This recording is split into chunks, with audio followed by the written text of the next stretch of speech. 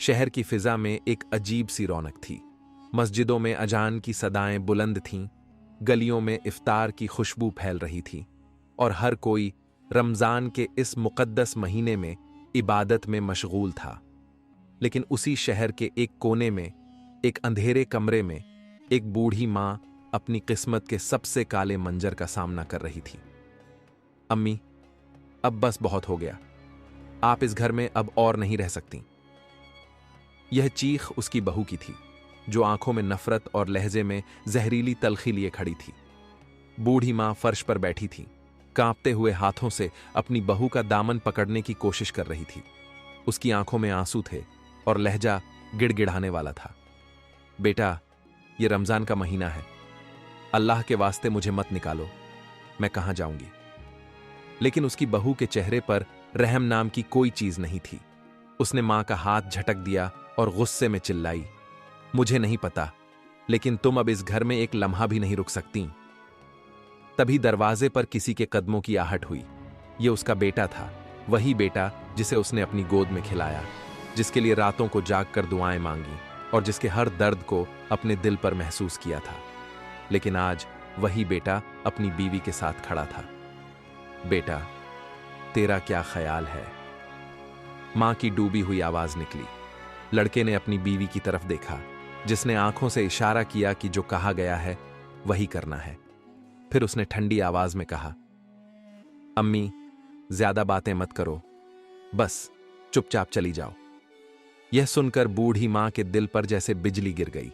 वह लड़खड़ा गई, लेकिन बेटे ने एक बार भी आगे बढ़कर उसे संभालने की कोशिश नहीं की। उसकी बहू ने गुस्से से दरवाजा खोला और हुक्म दिया, निकलो। और फिर रमजान की पहली ही रात एक बूढ़ी मां को उसके अपने घर से निकाल दिया गया। बूढ़ी मां कांपते हुए बाहर निकली। आसमान में चांद चमक रहा था। रमजान की बरकतें पूरे शहर में बिखरी हुई थीं, लेकिन उसकी जिंदगी में एक अंधेरा था जो कभी खत्म नहीं होने वाला था। सर्द हवा उसके कमजोर जिस्म से टकरा रही थी। उसके पैर नंगे थे और आंखों से आंसू थमने का नाम नहीं ले रहे थे। उसने इधर उधर देखा, लेकिन कोई नहीं था जो उसकी मदद करता। या अल्लाह, मैंने तो अपने बेटे को अपने खून से पाला था, फिर आज मुझे इस तरह सड़क पर क्यों फेंक दिया गया? उसने अपने कांपते हुए हाथों को उठाया और आसमान की तरफ देखा, जैसे अल्लाह से अपना दर्द बयान कर रही हो। वह लड़खड़ाते कदमों से चलने लगी। रमजान की रात थी। हर कोई अपने घरों में इफ्तार के बाद आराम कर रहा था। कुछ मस्जिदों में तरावीह हो रही थी, कुछ घरों में कुरान की तिलावत की आवाजें आ रही थीं, लेकिन इस बूढ़ी मां के पास कोई सहारा नहीं था। थोड़ी दूर जाकर वह एक मस्जिद के दरवाजे पर बैठ गई। उसके होंठ सूख चुके थे, जिस्म ठंडा पड़ रहा था और आंखों में नमी थी। अल्लाह, क्या कोई भी ऐसा नहीं जो इस बेबस मां को अपने घर में पनाह दे? इसी दौरान मस्जिद के अंदर से एक शख्स बाहर आया। वह एक बुजुर्ग आदमी था, जिसका दिल नरम था। उसने बूढ़ी मां को देखा और पूछा, अम्मा, आप यहां इस वक्त क्यों बैठी हैं? बूढ़ी मां ने कांपते हुए अपना दर्द बयान किया। बुजुर्ग की आंखों में आंसू आ गए। अम्मा, यह दुनिया बहुत बेदर्द है, लेकिन अल्लाह बड़ा है। आप मेरे साथ चलिए, मेरे पास जो भी है उसमें आपको हिस्सा मिलेगा। बूढ़ी मां की आंखों से आंसू झरझर गिरने लगे। उसने बुजुर्ग के हाथों को चूमा और कहा, बेटा, अल्लाह तुम्हें इसका। बूढ़ी मां अब उस बुजुर्ग आदमी के साथ एक छोटे से घर में बैठी थी। वह एक गरीब आदमी था, लेकिन उसके दिल में रहम था। उसने मां के लिए थोड़ा सा दूध और खजूर रखे, जो सहरी के लिए बचाए गए थे। अम्मा, थोड़ा खा लीजिए, आपके जिस्म में ताकत नहीं है। लेकिन मां के गले से कुछ नीचे नहीं उतर रहा था। उसकी आंखों में आंसू थे और होंठ बस यही बुदबुदा रहे थे। या अल्लाह, ये कैसा इम्तिहान है। उसने कांपते हुए खजूर का एक टुकड़ा उठाया, लेकिन उसके आंसू उसमें गिर गए। उसने अल्लाह की तरफ देखा और आहिस्ता से कहा, अल्लाह, तू सबसे बड़ा है। मैं इस दुनिया में तन्हा हो गई, लेकिन मुझे यकीन है कि तू मेरा सहारा बनेगा। बुजुर्ग की आंखें भी नम थीं। उसने मां के कांपते हाथों को थामा और कहा, अम्मा, मेरी अपनी मां नहीं है, आप चाहें तो मुझे अपना बेटा बना लीजिए। यह घर छोटा है, लेकिन इसमें रहम है। बूढ़ी मां का दिल पिघल गया। वह फूट फूट कर रोने लगी और कहने लगी, अल्लाह तुम्हें दुनिया और आखिरत में इसका अज्र देगा बेटे। रात गुजर गई, लेकिन सुबह का उजाला भी इस बूढ़ी मां के दर्द को कम नहीं कर सका। वह फज्र की नमाज के बाद मस्जिद के बाहर बैठी थी। हर किसी के हाथ में सहरी के बाद की गर्म चाय थी, लेकिन उसके हाथ खाली थे। इतने में एक अमीर औरत वहां से गुजरी। उसने बूढ़ी मां को देखा और ताने मारने लगी। अरे अम्मा, तुम यहां मस्जिद के सामने बैठी हो? लगता है तुम्हारा बेटा भी तुमसे तंग आ गया। यह सुनकर मां की आंखों में फिर से आंसू आ गए। बेटा, ऐसा मत कहो। मैंने अपने बेटे को पालने में कोई कमी नहीं छोड़ी। मैंने उसके लिए अपनी हर खुशी कुर्बान की, लेकिन शायद मेरा नसीब ही खराब था। औरत ने एक जोरदार ठहाका लगाया और आगे बढ़ गई।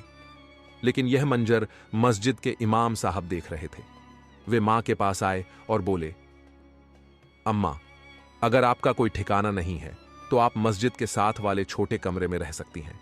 अल्लाह ने चाहा तो कोई रास्ता निकल आएगा।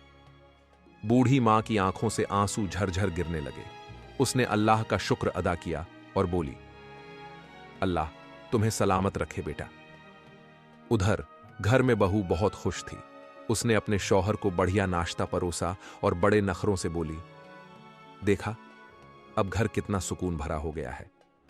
बेटे ने हल्की मुस्कान दी, लेकिन उसके दिल के किसी कोने में एक अजीब सी बेचैनी थी। क्या मैंने सही किया? क्या मेरी मां वाकई इस सुलूक के काबिल थी? लेकिन उसकी बीवी ने तुरंत उसके दिल में उठते इन ख्यालों को कुचल दिया। आप ज्यादा मत सोचिए, वो औरत हमारे लिए बोझ थी। अच्छा हुआ जो छुटकारा मिल गया। बेटे ने सिर हिलाया, लेकिन उसके अंदर कहीं ना कहीं ग्लानि ने घर बना लिया था। रात को बूढ़ी मां मस्जिद के उस छोटे से कमरे में बैठी थी। उसकी आंखें नम थीं और वह सजदे में गिरकर अल्लाह से फरियाद कर रही थी, या अल्लाह, अगर मैंने कोई गलती की है तो मुझे माफ कर दे, लेकिन मेरे बेटे को बुरी राह से निकाल दे। और उसी रात अल्लाह का करिश्मा शुरू हुआ। बेटे ने एक खौफनाक ख्वाब देखा। वह एक अंधेरी जगह में था। चारों तरफ आग थी और उसकी मां उसे पुकार रही थी, बेटा, मुझे बचा ले। लेकिन जैसे ही वह अपनी मां की तरफ बढ़ता, एक बड़ा अंधेरा उसे घेर लेता और वह गहरे कुएं में गिर जाता। उसकी सांस तेज हो गई, माथे से पसीना बहने लगा और वह चीख कर उठ बैठा। अम्मी, उसकी बीवी ने उसे झकझोरा। क्या हुआ? उसका पूरा जिस्म कांप रहा था। मैंने अम्मी को देखा। वो बहुत परेशान थी, बहुत मजबूर, और मैं उन्हें बचा नहीं सका। बहू ने उसकी तरफ देखा और गुस्से से बोली, यह सब वहम है, ज्यादा मत सोचिए। लेकिन वह बेचैन हो चुका था। सुबह होते ही वह बेचैनी के मारे मस्जिद की तरफ बढ़ा। जब उसने देखा कि उसकी मां मस्जिद के बाहर बैठी थी, उसकी आंखें भर आईं। वह कांपते हुए उसके करीब पहुंचा। अम्मी। मां ने ऊपर देखा और उसकी आंखों से आंसू झरने लगे। बेटा, बेटा उसके पैरों में गिर गया। अम्मी, मुझे माफ कर दो, मैंने बहुत बड़ी गलती की। मां के दिल में तो पहले ही उसके लिए रहम था। उसने अपने कांपते हाथों से बेटे का सिर सहलाया और बोली, बेटा, मैं तुझे माफ कर चुकी, लेकिन अल्लाह से भी माफी मांग, क्योंकि मां की बद्दुआ कभी खाली नहीं जाती।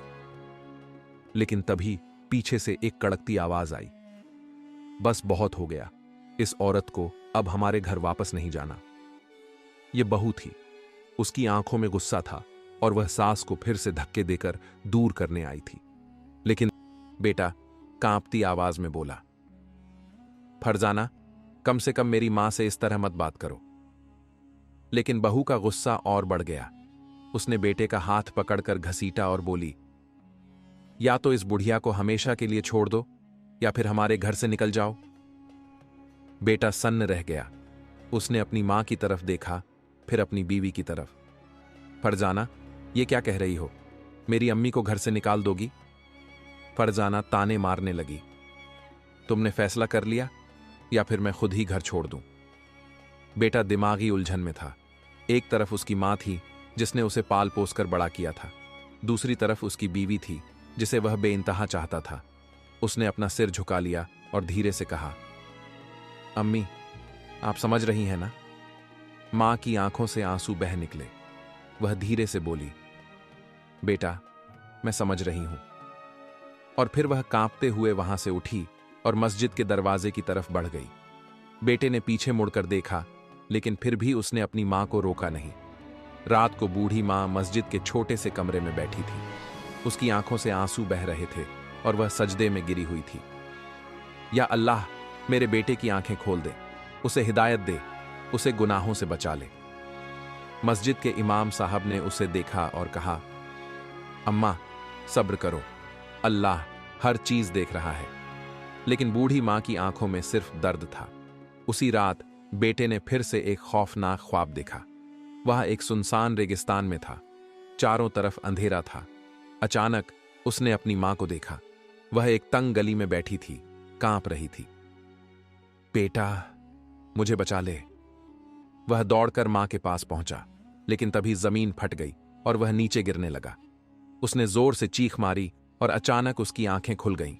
उसका पूरा जिस्म पसीने में डूबा हुआ था।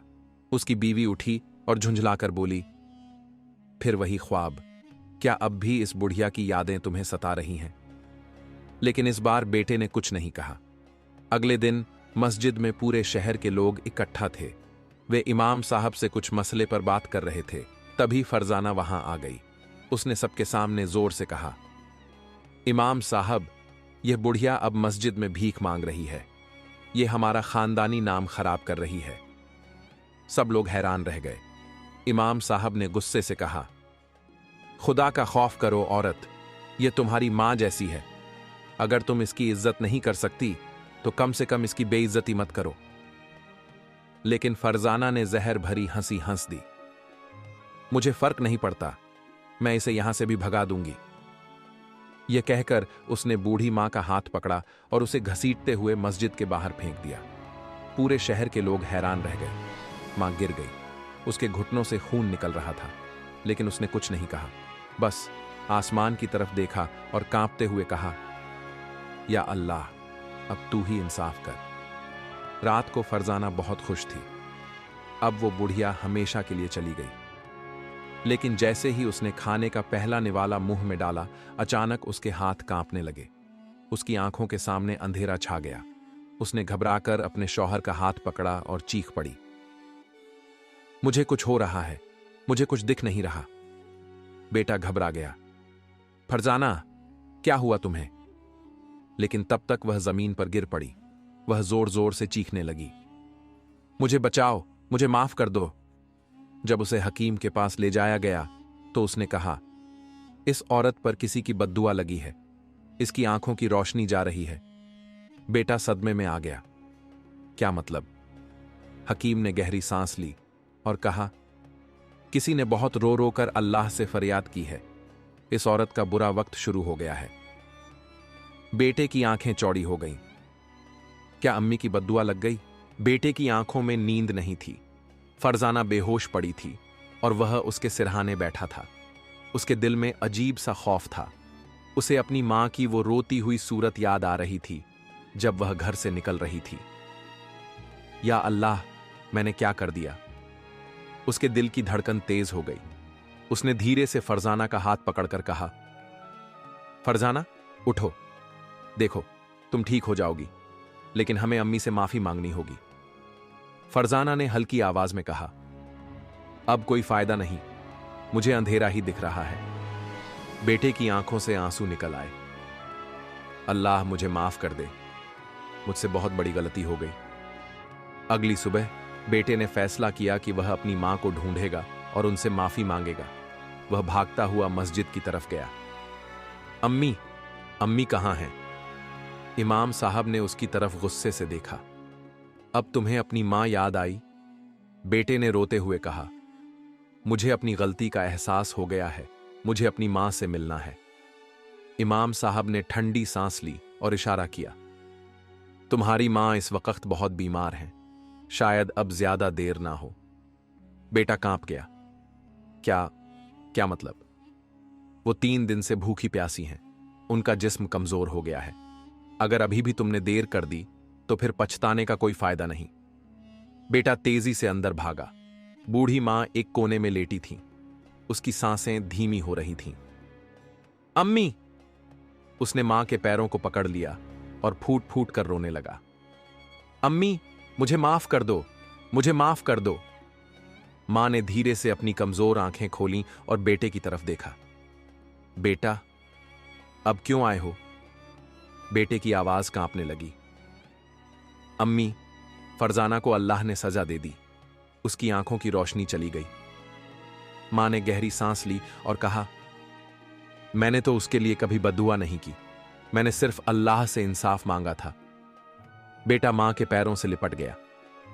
अम्मी, अगर आप मुझे माफ नहीं करेंगी तो अल्लाह भी मुझे माफ नहीं करेगा। मां की आंखों में आंसू आ गए। उसने बेटे के सिर पर हाथ रखा और कहा, बेटा, अल्लाह बड़ा रहम वाला है। जब उसका बंदा तौबा करता है तो वो उसे माफ कर देता है।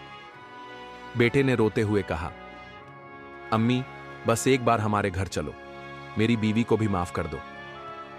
मां पहले तो चुप रही, लेकिन फिर बेटे के कहने पर मान गई। जब वह घर पहुंची तो फरजाना जमीन पर गिरी हुई थी। उसकी आंखें बंद थीं। बेटे ने कहा, अम्मी, इसे माफ कर दो, शायद अल्लाह इसे फिर से देखने की ताकत दे दे। बूढ़ी मां ने फरजाना के सिर पर हाथ रखा और कहा, या अल्लाह, अगर यह अपनी गलती मान चुकी है तो इसे देखने की ताकत वापस दे दे। तभी फरजाना की आंखें खुलीं और वह चौंक कर बोली, मुझे रोशनी दिख रही है। बेटा और फरजाना दोनों मां के पैरों में गिर गए और जोर जोर से रोने लगे। मां ने उन्हें गले से लगा लिया और कहा, देखो, जब इंसान तौबा करता है तो अल्लाह उसे फिर से रास्ता दिखा देता है। अल्लाह की रहमत से फरजाना ठीक हो गई थी। कुछ दिनों तक उसने बहुत ही अच्छा बर्ताव किया। वह सास की सेवा करती, रोजा रखती और नमाज भी पढ़ने लगी। बस्ती की औरतें उसकी इस तब्दीली को देखकर खुश थीं। माशा अल्लाह, फरजाना तो बिल्कुल बदल गई है। हां, अल्लाह की रहमत हो गई इस पर। मगर जो तब्दीली दिल से ना हो वो ज्यादा देर टिकती नहीं। धीरे धीरे फरजाना का गुरूर वापस आने लगा। वह सोचने लगी, देखा, मैं ठीक हो गई ना, यह सब बस एक इत्तेफाक था, कोई अजाब वजाब नहीं था। एक दिन उसने अपने शौहर से कहा, देखा, मैंने कहा था ना कि मैं ठीक हो जाऊंगी। यह सब बस एक डर था, कोई अजाब नहीं था। बेटे ने चौंक कर कहा, फरजाना, यह अल्लाह का करिश्मा था, हमें शुक्र अदा करना चाहिए। लेकिन फरजाना हंस पड़ी। अल्लाह ने मेरी आंखों की रोशनी छीनी थी क्या? नहीं ना, फिर क्यों तुम और तुम्हारी मां इसे इतना बड़ा बना रहे हो? बेटे का दिल बैठ गया। उसे लगा कि शायद फरजाना अब भी नहीं बदली। रात के वक्त जब बूढ़ी मां ने नमाज पूरी की तो उसने अपने बेटे से कहा, बेटा, मुझे बस यही डर है कि फरजाना फिर से अपने पुराने रास्ते पर ना लौट जाए। बेटे ने यकीन दिलाया, अम्मी, अब ऐसा नहीं होगा। लेकिन सुबह ही कुछ ऐसा हुआ जिससे बेटा भी हैरान रह गया। जब बूढ़ी मां सहरी के लिए उठी तो उसने देखा कि किचन में कुछ भी नहीं था। वह धीरे धीरे चलकर फरजाना के पास गई और कहा, बेटी, सहरी के लिए कुछ खिला दो। फरजाना ने गुस्से से कहा, तुम्हें रोजा रखने की जरूरत नहीं है, पहले ही बीमार हो, अब और मत बहानो। मां के दिल को फिर एक ठेस लगी। वह चुपचाप मस्जिद की तरफ चल पड़ी। जब बेटे को यह बात पता चली तो वह आग बबूला हो गया। फरजाना, तुमने फिर वही किया, क्या तुम्हें कोई शर्म नहीं आती? फरजाना हंस पड़ी। तुम बस अपनी मां की बातें सुनते रहो, मैं ऐसे ही हूं और मैं नहीं बदलूंगी। अब बेटे को यकीन हो गया कि फरजाना की तौबा सिर्फ एक दिखावा थी। रात का वक्त था, पूरा घर गहरी नींद में था, मगर फरजाना को अजीब अजीब ख्वाब आने लगे। उसने देखा कि एक स्याह परछाई उसके ऊपर आ रही है और कह रही है, तुमने एक बार फिर अल्लाह की रहमत को ठुकराया, अब देखो तुम्हारा अंजाम क्या होगा। अचानक फरजाना की चीख निकल गई। जब बेटा उसके पास पहुंचा तो वह जमीन पर कांप रही थी। मुझे माफ कर दो, मुझे माफ कर दो। बेटे ने घबराकर पूछा, क्या हुआ? फरजाना रोते हुए बोली, मुझे फिर से अंधेरा दिख रहा है, मेरी आंखों के आगे सब कुछ धुंधला हो गया। अब बेटा भी डर गया। या अल्लाह, ये क्या हो रहा है? बेटा अपनी मां के पास भागा और कहा, अम्मी, फरजाना फिर से अंधी हो रही है, क्या आप इसे माफ नहीं करेंगी? बूढ़ी मां ने लंबी सांस ली और कहा, बेटा, यह अब मेरे बस में नहीं है। मैंने इसे माफ कर दिया था, लेकिन अल्लाह ने इसे फिर भी इबरत बना दिया। बेटे की आंखों में आंसू आ गए। अम्मी, कुछ तो कीजिए।